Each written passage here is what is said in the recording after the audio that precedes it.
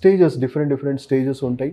So అలా dopamine చూసుకుంటే positive, negative dopamine. ఇది నెగిటివ్ డోపమిన్ అనొచ్చు. ఈ ఈ అలవాట్లు ఏవైతే ఉన్నాయో జంక్ ఫుడ్స్ ఇవన్నీ ఉన్నాయి కదా, ఇవన్నీ నెగిటివ్ డోపమిన్. ఎందుకంటే దీనివల్ల మీ ఆరోగ్యం, ఆయుష్ అన్ని రకాలుగా పాడవుతుంది.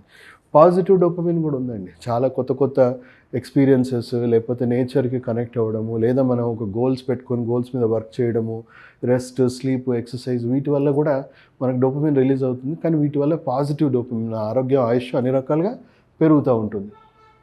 సో చూసుకుంటే ఆల్కహాల్ అడిక్షన్లో ఉన్న వాళ్ళకి దాంట్లో ఉన్న కెమికల్స్ ఏం చేస్తున్నాయి, బ్రెయిన్ని రకరకాలుగా టాక్సికేట్ చేస్తూ ఉంది. మనం స్టేజెస్ చూసుకుంటే ఏదో ఫ్రెండ్షిప్లో ఏదో స్టార్ట్ చేసాము, లేదా ఫ్యామిలీలో ఏదో స్టార్ట్ చేసాము. సో బ్రెయిన్లో ఏమవుతుంది, డోపమిన్ ఎక్కువగా రిలీజ్ అయ్యి ఎక్కువ కోరికలు పెరుగుతూ ఉంటాయి. సో దానివల్ల ఫ్రీక్వెన్సీ పెంచుతూ ఉంటారు. సో అది మనం ఫస్ట్ స్టేజ్గా పరిగణించవచ్చు. అలాగే తాగి బ్రెయిన్, నరాలు, అవయవాలు స్లో పాయిజన్ అయ్యి కొంతవరకు డ్యామేజ్ అయ్యాక మంచి చెడు అర్థం చేసుకునే సామర్థ్యం బ్రెయిన్లో తగ్గిపోతూ ఉంటుంది. సో దానివల్ల మనం చూసుకోవచ్చు సెకండ్ స్టేజ్ అని చెప్పొచ్చు వాళ్ళని చూసుకొని. ఇంకా లాస్ట్ స్టేజ్ చూసుకుంటే ఇలా హెవీ డ్యామేజెస్, మన లివర్ కానీ, లేకపోతే మన బ్రెయిన్ కానీ, మన నర్వస్ సిస్టమ్ కానీ హెవీగా డ్యామేజ్ అయిపోయి టాక్సిక్ డ్యామేజ్ అవుతుంది.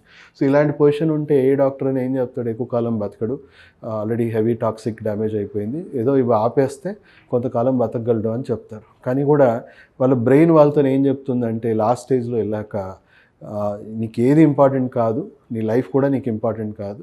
సో నాకు కంపల్సరీ అది కావాలంటే నువ్వు చచ్చిపో, కానీ నాకు మాత్రం దాని నుంచి కంపల్సరీ నాకు అది కావాలని వాళ్ళని విపరీతంగా బానిసగా మార్చేసి వాళ్ళు చనిపోవడానికి కూడా సిద్ధంగా అవుతారు. అండ్ 100 మంది రకరకాల అనారోగ్యాలతో చనిపోతే దాంట్లో 30% అడిక్షన్స్ వల్లే చనిపోతున్నారంటే మీకు అర్థమైపోయింది పొజిషన్ ఏంటనేది స్లైడ్ చూస్తే.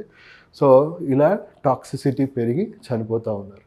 సో వరల్డ్ వైడ్ లెక్కలు, గణాంకాలు చూసుకుంటే 100% డిసార్డర్స్, అంటే ఇప్పుడు సేఫ్ లిమిట్ లేదు అని WHO చాలా క్లియర్గా చెప్తా ఉంది. అండ్ 18% సూసైడ్స్ అవుతున్నాయి, ఇంటర్పర్సనల్ వైలెన్స్ అవుతుంది, ట్రాఫిక్ ఇంజరీస్ 27% అవుతుంది, 13% పేషెంట్కి ఎపిలిప్సీ వస్తుంది, 48% జనాలు లివర్ సిరోసిస్కి కారణం ఇదే, mouth cancers, pancreatitis, TB, colorectal cancer, breast cancer, hypertension, heart disease. So almost 3 million deaths మనకు జరుగుతూ ఉన్నాయి. 6 మినిట్స్కి ఒకరు చనిపోవడం అనేది చూస్తూ ఉన్నాం. సో ఇది వరల్డ్ వైడ్ జరుగుతున్న అతిపెద్ద, అంటే కోవిడ్ ఇవన్నిటికంటే అతిపెద్ద మహమ్మారి ఏదైనా ఉందంటే అడిక్షన్సే అని చెప్పొచ్చు. ఎందుకంటే 30% జనాభా చనిపోతుంది రకరకాల అడిక్షన్స్ వల్లే.